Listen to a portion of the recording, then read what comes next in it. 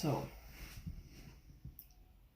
over this last weekend, I went ahead and caught up on all of the manga chapters of Dragon Ball Super because I got too impatient. I couldn't wait for the episodes. So I just want to kind of make this just a big old rant about all of the goofy, ridiculous mistakes that the characters make in the story. I understand that in order for events to unfail the way that they do or unfurl the way that they do, obviously the characters have to make some mistakes because otherwise shit would just get nipped in the bud. There'd be no conflict, there'd be no interesting story. It just wouldn't work out. Wouldn't make for a good story or a good arc.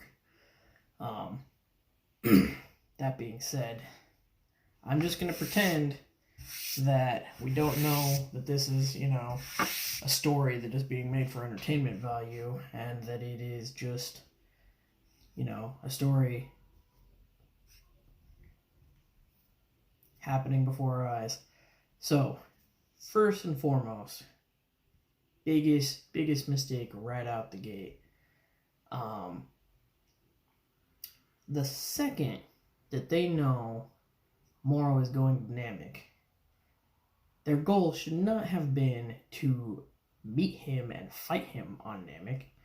Their goal should have Their goal should have been to get the Dragon Balls and get them the fuck out of there. Because there's no reason he would be going to New Namek, rather than all the other planets that he could possibly go to, unless he wanted the Dragon Balls for a wish.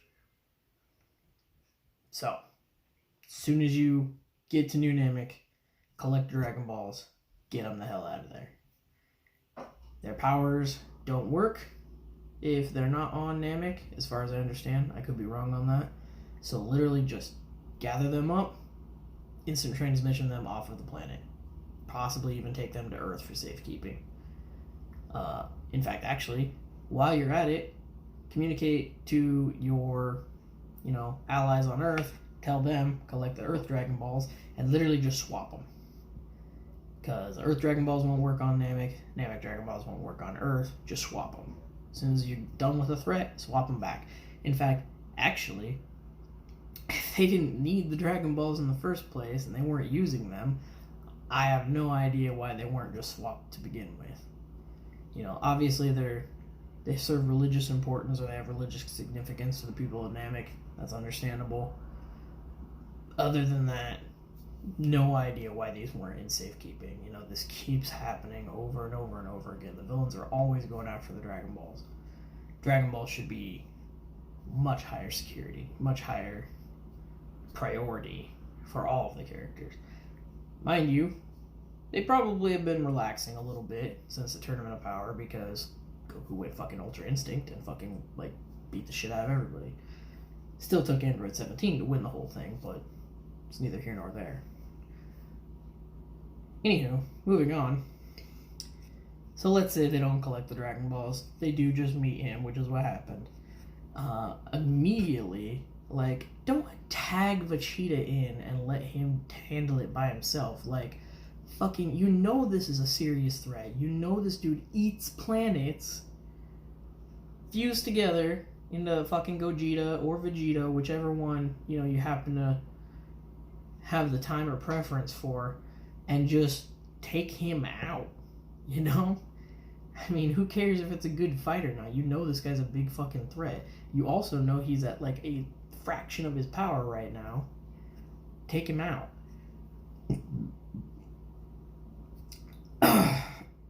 Bigger problem, right away, that could have been super resolved.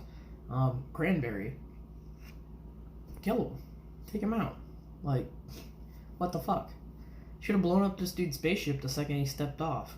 Or even before that. You knew he was a threat. Why you let him just land and meet?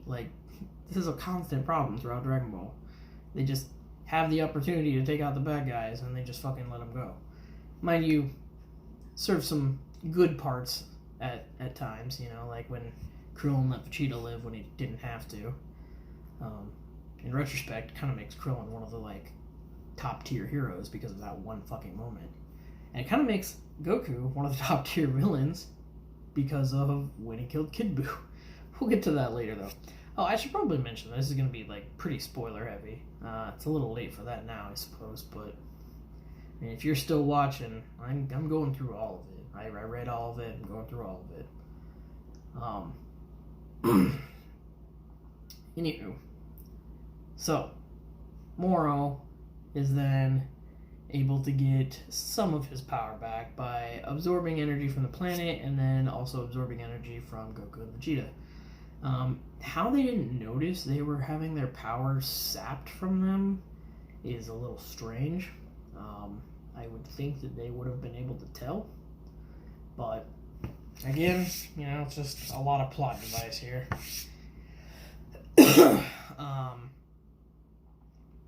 Moving forward from that, so at a certain point, Moro does defeat them, and they have to be rescued by the Namekians. It was kind of a big deal, because it's like, they don't get beat all that often, especially not together. But, yeah, so they wake up, they find out he has 4 Dragon Balls. They said at least 4 Dragon Balls, possibly more.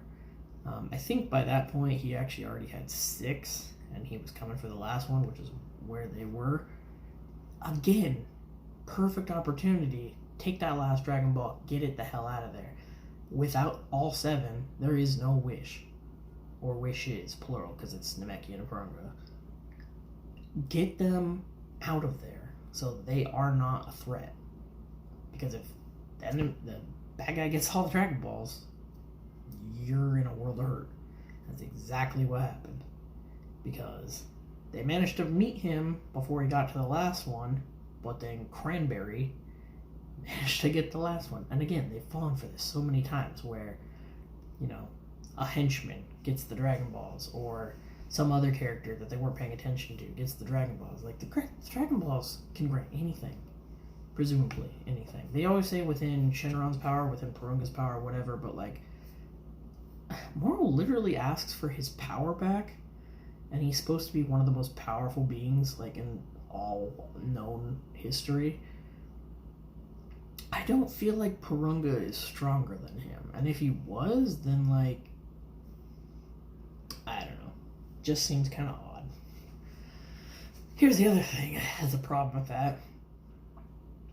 Cranberry didn't speak Namekian, so, like, unless that device he had on the Namekian boy's head was, like, I don't know, like, mind control, I don't understand how he convinced the kid to, like, say the things he was gonna say, because, like, I feel like even if the kid was scared shitless, like, he would know, like, Moro getting his power back is gonna be way, way worse than anything that Cranberry is gonna do to him.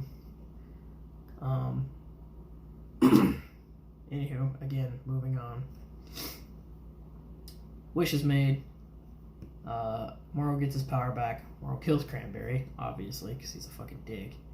And wishes for another wish. At that point, their goal should not have been to fucking, like, keep fighting him and try and win. Their goal should have been to freaking retreat. He has already made his wish. He is already going to be more powerful than you. He is back at full potential. You need to cut your losses, run, and try and figure out how to get stronger and how to beat him. Like, regroup. The fact that, you know, they only took in Goku and Vegeta initially for this was already a mistake. But even more importantly, like, they proceed to keep, like, not throwing everything they have. So here's the other problem is once they do decide, like, we gotta fucking engage this guy, Goku and Vegeta go off and train. That makes sense. That's totally understandable. You know, they presumably get sufficient power boost to be viable again. However, Maybe I'm mistaken. Maybe I just didn't pay attention. Maybe I don't remember. But the hyperbolic time chamber on Earth did not get used at this point. Once the rest of the Z fighters were collected, they presumably trained, but it never mentioned whether or not any of them used the hyperbolic time chamber. Goku was in a hyperbolic time chamber, but who knows where that was. That was kind of weird that there's just a random one out there in the middle of nowhere. But none of the other characters use the one on Earth, the one on Kami's Lookout. Maybe it's still broken from the Buu saga, and I just don't remember. I could have sworn it got repaired at some point, because I'm pretty sure someone used it after the fact. I think they actually used it before the Tournament of Power to try and train, but maybe I'm wrong. Other thing. Also at that point, once you know Moro has wished all the Dragon Balls on Namek, got his wish, for the love of everything, get the Dragon Balls on Earth and either reverse his wish, which presumably is something that could happen, or like wish for New Namek back. I know that's a little bit of a tricky one because technically New Namek existed through a wish in the first place. All the Namekians had been brought back by a wish in the first place. I don't know if it works twice. So I remember there being something about that right after the Frieza saga where like you can't use the same wish twice or something like that. Anywho, technically wouldn't be the same wish because that wish previously had been bring everyone back that's been killed by Frieza. You could say bring everyone back that's been killed by Moro, which actually might be problematic because he's killed so many people. Like, it would actually be really interesting to see just how many people come back after that wish. That might be a whole other can of worms that ends up happening later on, because like if they ever defeat him, I'm sure they're going to try to wish for everything back. And when they do that, that's going to be like 10 million years worth of, well, not 10 million years because he wasn't active that whole time, but anywho. Wish New Namek back, and this is something I've been griping about ever since the series started, or ever since it was revealed that they could do this. But Namekians can assimilate. So that means two Namekians can assimilate into one Namekian with a dominant Namekian personality taking precedent and become a much more powerful Namekian. Why, in all of Dragon Ball history, have they not just assimilated all of the Namekians into one? They say, when they're on New Namek fighting Moro, that they had a bunch of different tribes assimilate into 3 separate warriors, but why aren't those 3 separate warriors assimilating into 1? Doesn't make any sense. I guess they just underestimated Moro's power, and they had no idea of like what he was capable of.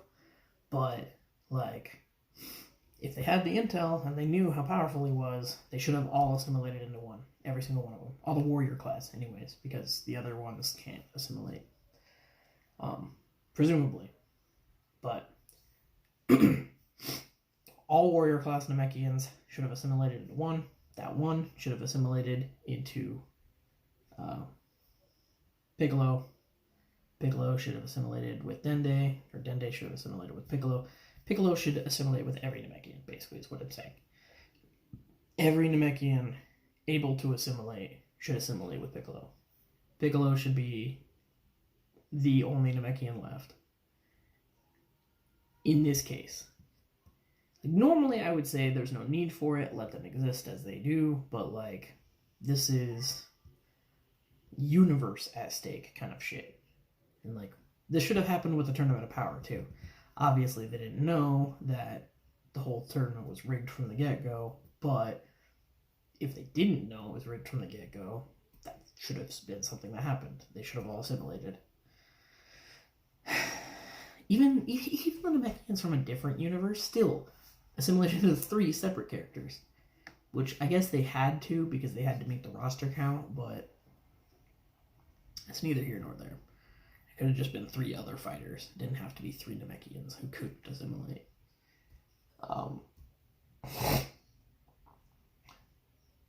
Brawly. Gotta touch on Brawly. No idea why they didn't go grab him real quick.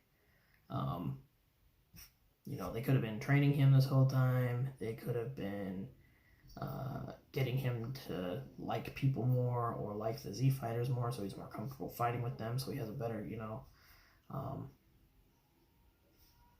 better working relationship with them. They could like coordinate moves, coordinate like attacks, coordinate each other's abilities, cover for each other's strengths and weaknesses and whatnot. He could be like a member of the fucking Z fighters, and just leave him be. Makes no sense. More importantly, he could be taught the fusion dance, or he could be taught about Potara, and he could be a potential fuse partner for another character. Potentially Gohan, potentially Vegeta, potentially Kakarot, maybe even like Future Trunks if you wanted to like pull him. I don't think it's necessary to pull him because like he's been through a lot. His universe has already been, leave Future Trunks alone. Fucking with the timelines is sketchy business as it is. Don't leave him out of it.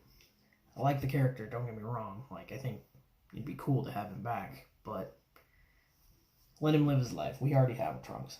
Speaking of that, Trunks, Goten and Trunks should not just be goofing off on fucking Wildlife Island. They should be fucking training.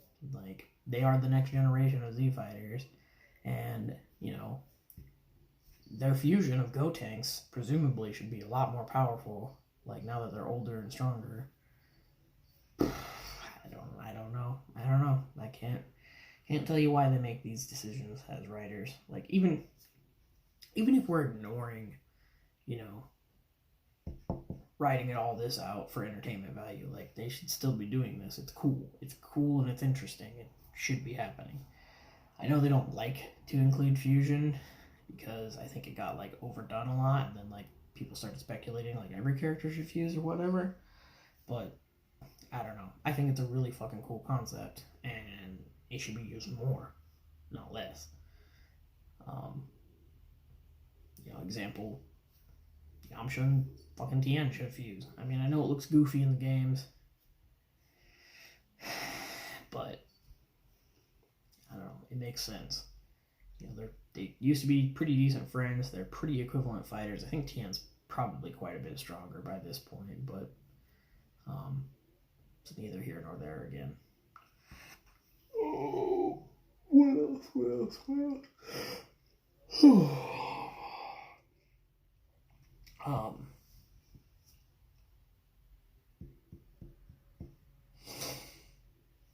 I think that's most of what I wanted to gripe about. The fucking Galactic Prison. One of my biggest gripes with Dragon Ball as a series is when it comes time, or at least in Z, back in Z, when it came time to put an enemy down, to put down a bad guy, they did it. And they did it pretty much without really like questioning it. Goku was a little off the chain in that he was like kind of chaotic evil, and he wanted the bad guys to come back and either like try and be good and like rehabilitate them, or like come back stronger, so he had a funner fight. Goku's insane. Okay, Goku is not a good protagonist to have. He's not a very good guardian. Like, he beats the bad guys, don't get me wrong, but like, he's always kind of a loose cannon as far as like what he's gonna do. But Vegeta's pretty good at it. He kills the bad guys pretty good. But yeah, this whole Galactic Prison is full of villains, and they're literally just keeping them there in prison. Like, how is HFIL, hell rather, not a presumable like appropriate prison? Like, I guess you can't overload it with too many bad guys, or they're just gonna get out again. But I don't know. It doesn't make any sense to me. Just kill them all and put them to hell.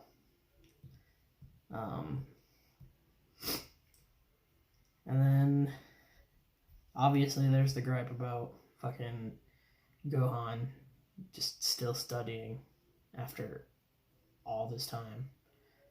Like, bruh, what are you studying? How are you not done with school or whatever the fuck you're doing? Or work, maybe? I don't know, researching or something. These threats are going to keep coming back. Like, I don't know how many times this has to happen before they all realize that, like, this is never going to truly end. Like, there is going to always be a bigger fish, and they should always be preparing for it.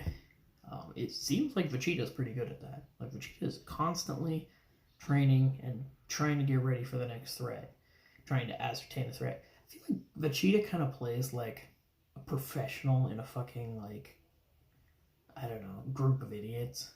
Like, you know, the whole, like, trying to bait out, you know, Moro's, like, plan by, like, talking him up and, like, getting him all hyped up. It wasn't the smartest thing, but, like, it was effective at the time. They got a little bit of information out of him. And, like, he probably knows from experience, if you just let the bad guys talk, they fucking tell you their whole plan. Anywho, I hope they involve Brawly somehow. They probably won't. I hope they involve Fusion somehow. They probably won't. I hope Goku masters Ultra Instinct. I hope Vegeta becomes stronger than Goku. And I hope that the other characters get their chance to shine. Oh, I totally forgot. The biggest gripe I have. So, Majin Buu, total trump card. Ace up their sleeve, right? Great that they finally brought him back. Here's my issue. Majin Buu grows exponentially more powerful with each powerful individual that he consumes. Right? Because that was the whole problem with him back when the Buu saga was going on. He would eat powerful fighters and he would be much, much stronger. A Gotenks got way, way stronger. A Piccolo got way, way stronger. A Gohan got way, way stronger. A Vegito got way, way stronger. So why is it, if eating all these fighters and becoming so much more powerful used to be so effective, why aren't they doing that now? When they know that Moro is this huge, huge, huge threat, and they know that Majin Buu has unique abilities that actually make him very good at fighting Moro, why? Why are they not just having Buu absorb all of the fighters, Z fighters, and then fight Moro and take him down? Buu can probably, I would imagine, like, get rid of the fighters within him at will. And if not, they can get back out. Like, they were able to get back out last time. They're way, way, way more powerful this time. I don't think it would be that big of a deal. Like, and I also don't think that Buu has any, like, malicious intent in his heart anymore, so it's probably not likely he's going to keep them consumed. You know, if he can have any say in it. You know, it might not be something he has a choice in. But even so, would it be so bad if Majin Buu just, like, you know, became, like, the new fucking hero? Like, I'm not, like, a Majin Buu fanboy, don't get me wrong. I'm just now starting to, like, really like him because he's actually, like, a hero character now. But I don't think it would be so bad, you know, if he is just the catalyst to all the power of all the other heroes. And, like, anytime a major threat came by, like, they could all just assimilate into fucking Majin Buu, and there you go. I don't know. Whatever. At the very least, I hope Majin Buu comes back in this arc. I think it'd be really, really fucking stupid to have him show up, do so much good fighting, and then just fucking go back to sleep for the rest of the fucking arc. But I have a bad fucking feeling that that's what's gonna happen. So, yeah. Things I want to happen. More Buu, more Fusion, more Broly. Honestly, like, that's all I could ask for. So, let's hope that they don't screw it up.